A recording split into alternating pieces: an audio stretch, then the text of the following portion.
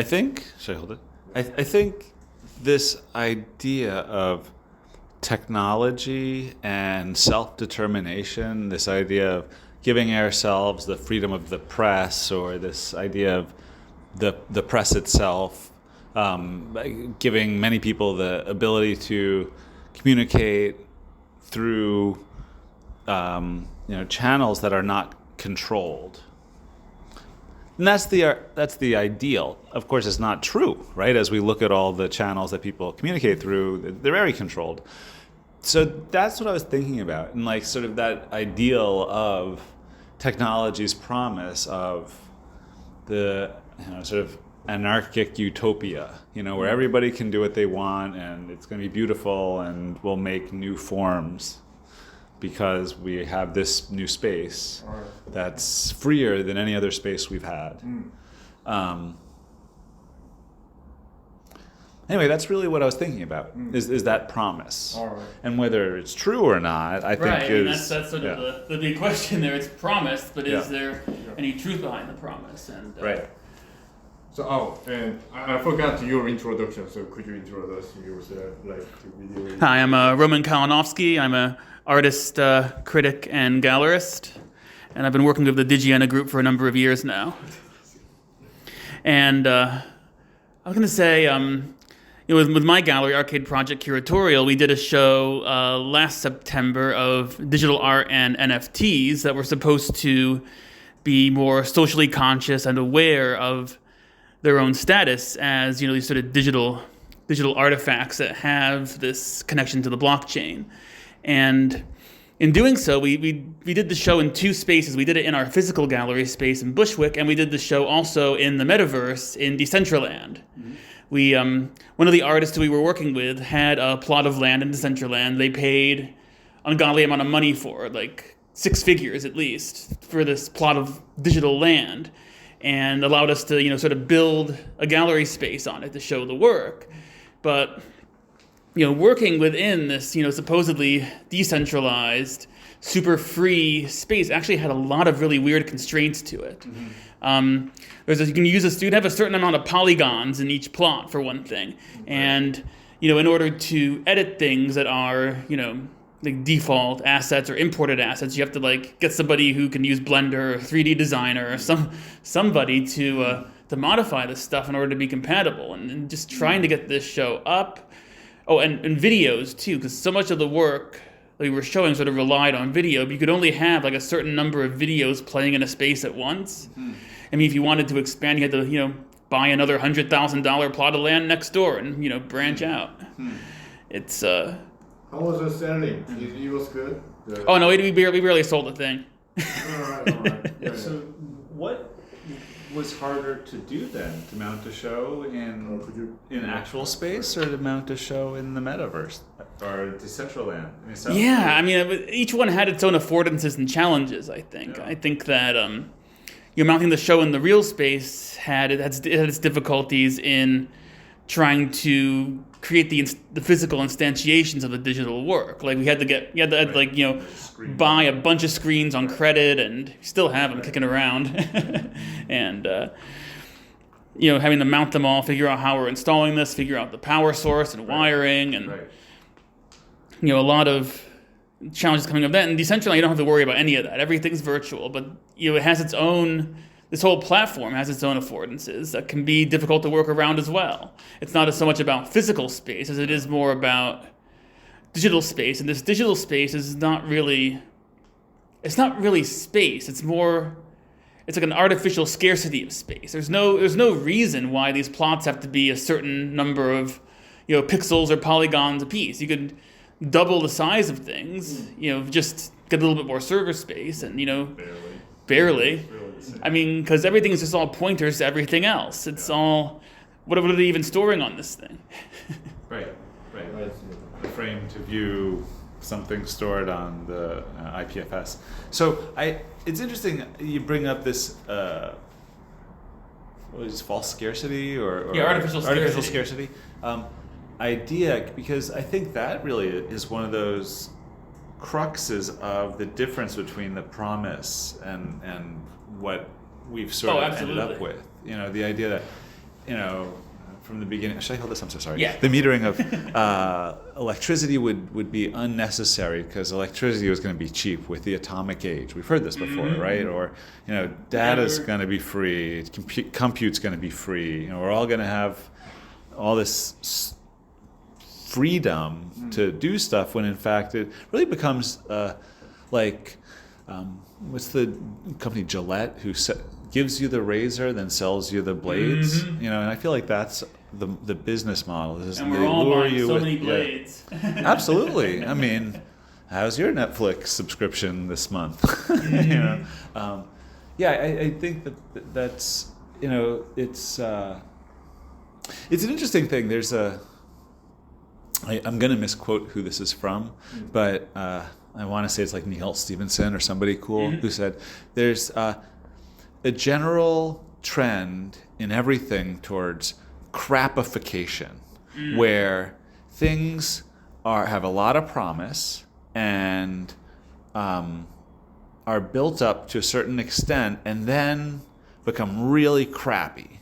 And you could look at the trajectory of a lot of technologies that have followed that, whether it's social media recently, which was really fun and then really became everything where everybody was and then really got crappy really fast. Yeah, I'm on Twitter quite a bit, and you sort of notice this drop-off right after elongated muskrat decided to make a $44 billion impulse buy. And I think that there's an attraction of these scalable, these things that we think as anarchic, like available for resource for everybody, is the thing that a certain capitalist mind sees as the perfect thing to create artificial scarcity within. Because everybody wants it, but if it somehow make it harder to have that thing, then they could make a huge profit, right? I do think like this idea of making it hard to communicate on Twitter because it's so full of crap. You have to pay to get the right filter to see the good stuff. Might be, I don't know. I refuse to pay for it on principle, and my feed is full of all sorts of bizarre right-wing bullshit I never even wanted to ever see, just because that's what's piped in when you don't pay for it, I guess. Yeah, I've nearly completely stopped logging in to my account. I've started using Mastodon, which is a really interesting alternative. It's much quieter when you start because there is no algorithm feeding stuff to you. It's just who you follow and the hashtags that you want to follow.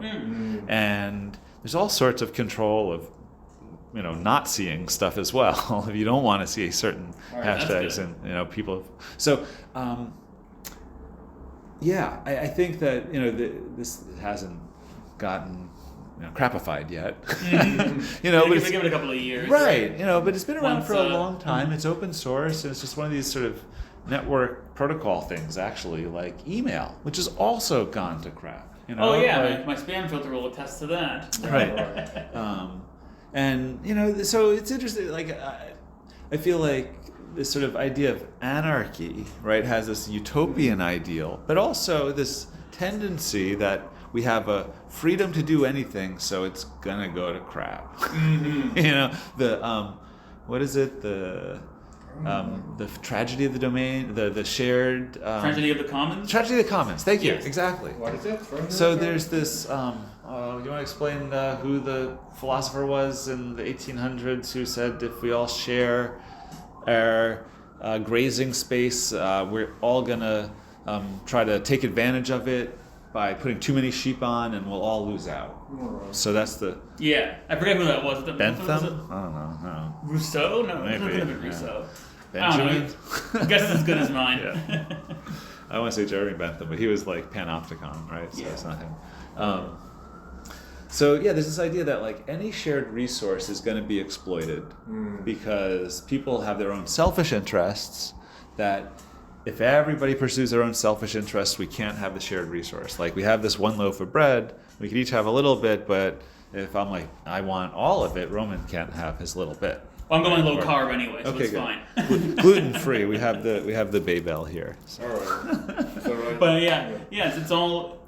That's what's one of the many issues I have with a lot of libertarian philosophy, especially objectivism and randroids and whatnot. This idea of rational self-interest and rational selfishness being this kind of higher ideal that if everybody were to do this, it would be fine. The issue being everybody doesn't do it, and if everybody does it, it still wouldn't be fine. So I like Yeah. talking about like technology and like anarchism, like for me, like for example, like it's remind me, like like when you hear about everything like Spotify, like podcast, everything like Times Magazine or like NPR News, like recently everyone talk about like TikTok, like about like you guys hear about that? Oh, yeah. Like China, like government. Hearings going on right now, aren't there? Yeah. Yeah, like the TikTok like information is like spying like USA's like people's like information. But for me, like I have no idea why people like talking about that issue, because like it's a like government thing, I think, because like everyone used like social like media like already like several years before, even before the TikTok invented, like Facebook, even the before internet, so there's not problem somebody use like even China government or the USA government like spying our information. Somebody already like grab our information from when we start to using internet, like from 80 or 90. Oh yeah. Yeah, so we already give our information already to other people. So why like we like talking about like now like China government like grab that? That is the, I think, like socialism, the government system, and the already like anarchism, like freedom is already occur from internet culture, like already few decades ago.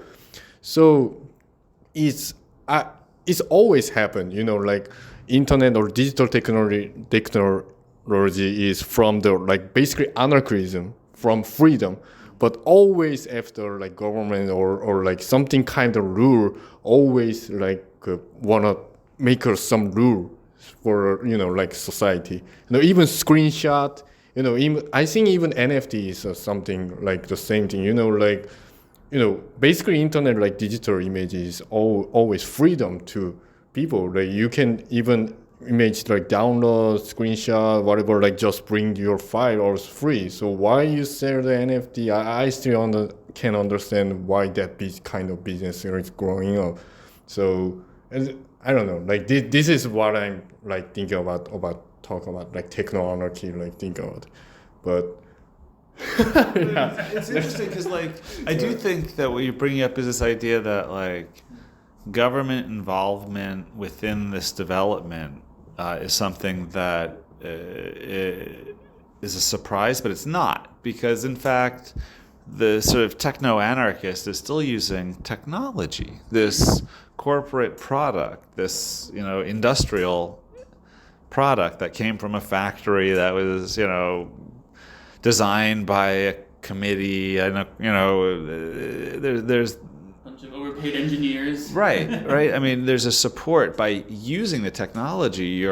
You're supporting that institution, that culture of government and corporation. So there's a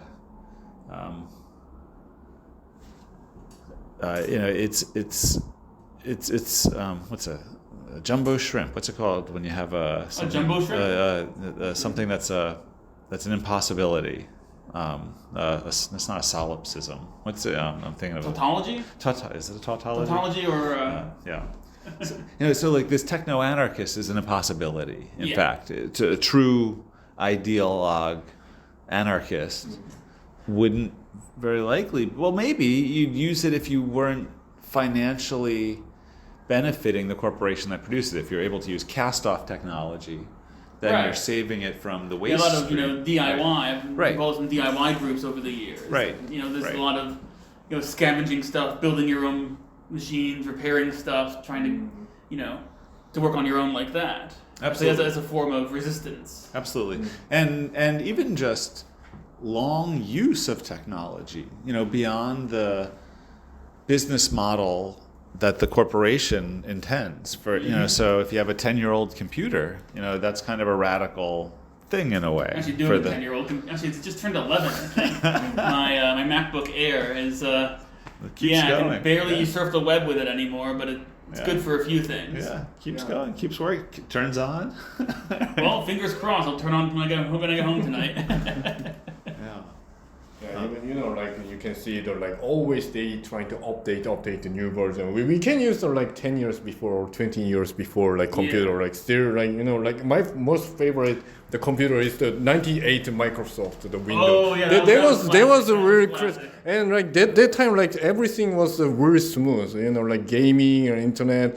But after that, always when I buy like Windows anything, there's always scam. Do you wanna upload like something? And even I switched to Apple, like a Mac. They always change like plug, like you need to update. So like always like business things going on. So yeah, like just my experience like story. But. Yeah, it's that same sort of razor and blades business model. You buy the computer, but then you gotta keep on getting all these updates all the time. Yeah.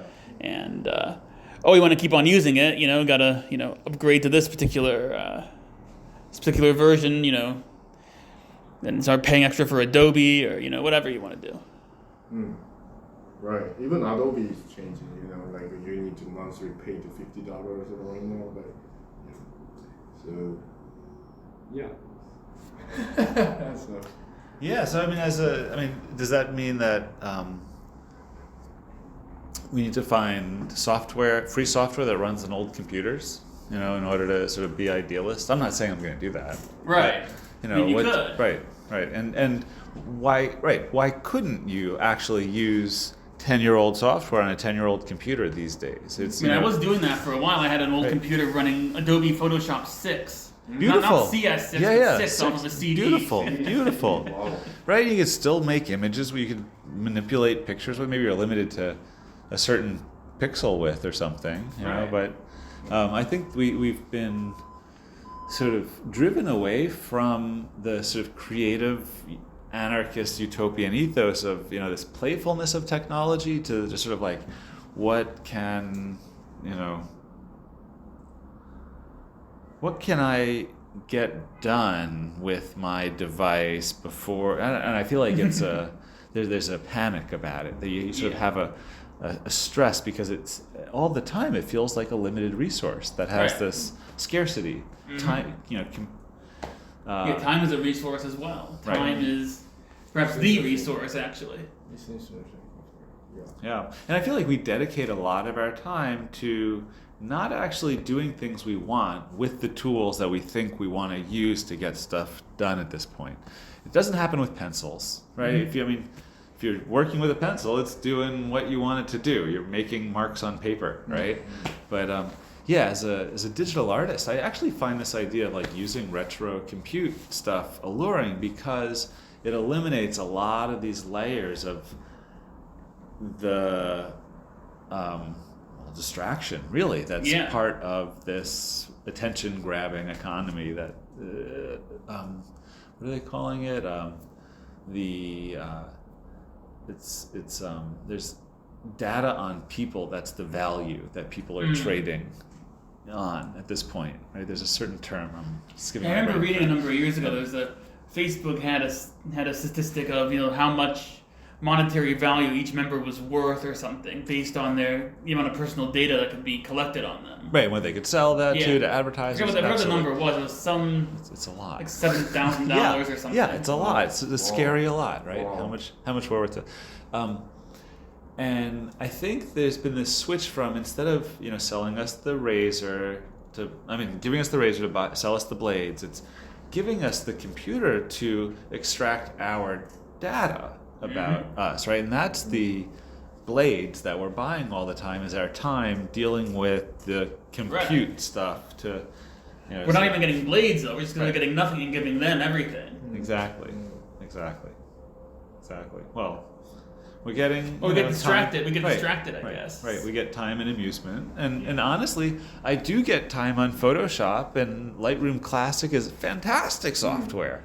But boy, every time I fire it up, it's like, okay, this is, a token in the in the machine. Yep. Right? Yeah. So, They're like classic, like arcade. classic, Exactly. absolutely. Yeah. I mean, 25 cents got you many minutes of amusement on a good pinball machine. Oh yeah. I have a very interesting question. Like like when you talk about the like time is resource, right? Like is I don't know, like in these decades from when I was teenager and like 20s and like 30 right now, every time like new technology is coming out, my basic philosophy about every like resource about in our world, like basic, like for example time or like space or like ourselves, whatever, every basic something like like anyway, like a basic is always changing in my mind, like even time things like so. How do you think like what is our next future coming technology can change our like what is it like? For example, time is resource or time is gonna be or like demand or something changing or like do you guys have any idea about how our future about time thinking and how it's gonna be change our art or like society or like I don't know like anarchism, freedom, like just I think time is getting ever more precious as we're able to fill every last moment with something distracting. Our perception of time speeds up, right? I think being bored slows down time, right? Or being really scared, right? About to die, time's going really slow down. But in general, that last 5 minutes of the boring class is so long because you're just sitting there waiting, as opposed to like I could play a game of Clash Royale and it feels like 30 seconds or 20 seconds. I don't know if you play that game, but it's a 5-minute game or whatever. It breezes 5 minutes right by. So I feel like that's what's going to be really more precious. Is there's ever more quick distraction. And TikTok, we're talking about TikTok, what's actually insidious about it is how it takes those moments so quickly, just builds them into this thing of Katamari Damacy. Did you ever play that game? Katamari Damacy. I love that game. Yeah, it's the best. Building and building and building. And like that's what it's doing with our time, is what I'm imagining TikTok at this point. You wonder, it's not about, I mean, for me, I don't care who's surveilling who. I think it's really just, it's insidious because it's the most effective time gobbler. Anyway, and it's only going to get better. AI might be used to create viral videos that are so funny and cool that we'll just have to keep passing them around. Exactly. Sort of I think the next paradigm shift that's already sort of going on right now is the AI-ification of everything. I mean, maybe like a year ago it was sort of still in its infancy, but now it's really blown up so much. I mean, everything involves AI in one way or another right now. Yeah. Even like some people are talking about like singularity is gonna become in next year or even 2 years later, right? So, yeah, I mean, could happen. I'm scared. And people talk about fear of technology and singularity. So there's a Monty Python Flying Circus is a British comedy from the 70s. They had a skit called, I'm misnaming it, like The World's Funniest Joke. And it's a weaponized joke that anybody who reads it dies laughing. And AI might come up with that. If anybody's and AI could do it. Infinite Jest. Exactly. You ever read David Foster Wallace? I haven't read Infinite Jest. It's a similar idea. It's the world's most engrossing movie that people just sort of get so into it they sort of lose sight of the world outside of the screen and just sort of wither away and die. Right? I mean, that's convincing AI. Right? Kind of future there. If you're asking for a dystopian future, boy, that's you not. got that's it. not. I mean, We're heading right towards it. Right.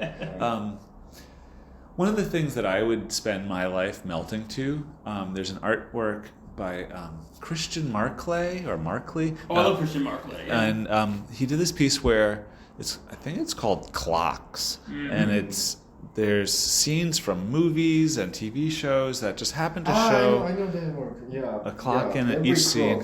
And the way it was shown in the gallery I saw it was synced to actual time.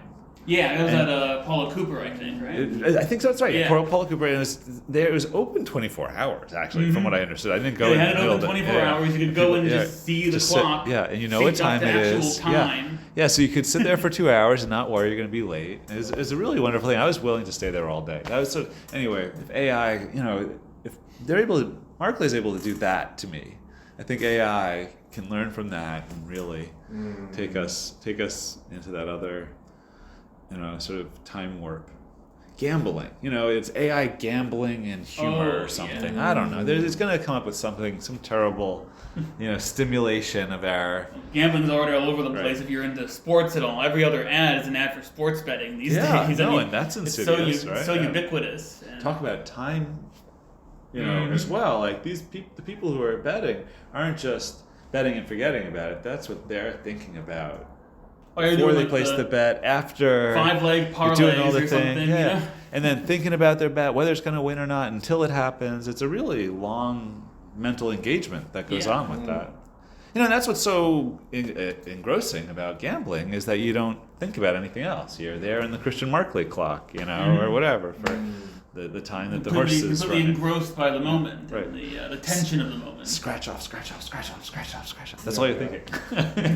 I found a scratch off card the other day on the ground. Oh, somebody has thrown it out? No, they dropped it. It wasn't scratched. Oh. I found scratched off ones Oh, all the yeah. time. Yeah, and so I scratched it, and it was really fun. Yeah. I might win. I might win. I might win. And it's like this high and low. And, it's like the roller coaster of emotion all over the place. Anyway, AI might be able to provide that to us effectively, and we'll just sit there. How's that for? Yeah, if AI manages to get some sort of working ability to control our nervous systems in that kind of way, to really psychologically manipulate us, it's over, It's over. I agree. That's the. I'm more scared of that than like Boston Dynamics dog coming and tackling me, Yeah. which is pretty terrifying. Robot dog is slightly terrifying, but having this psychologically manipulative computer is, I think, is more so. Or recently people talking about that issue. The San Francisco Police Department, I think, was going to buy some. And Not use them. surprised. Wow. It's like all the homeless people out use there. them- use them in some terrible way. That It's a really future sci-fi movie. It's going really is. It's a Metal Gear style stuff. Metal Gear style, It's really. So actually, we already spent 30 minutes, and yeah.